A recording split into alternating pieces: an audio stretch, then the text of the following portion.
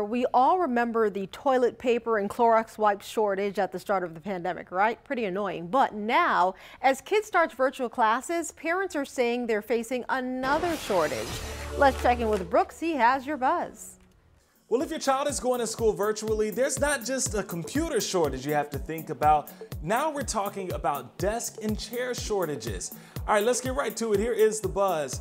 Select office furniture is in short supply or back ordered depending on price and region. And get this, from July 11th to August 15th, a recent survey revealed the search rank on Amazon for the word desk, well, that rose 600% to the #2 spot, coming in behind face masks. I even did a quick search myself, and let's just say many options were out of stock or not expected to ship for weeks or months. And trending at this hour, TikTok confirms it will file a lawsuit against the Trump administration. The social media company says this all comes because of the president's executive order demanding its parent company, ByteDance, sell the app's U.S. operations.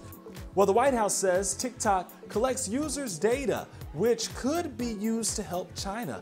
A spokesperson for the social media app says for the past year or so, it's been trying to work with the U.S. government to come up with a solution, but so far hasn't been successful.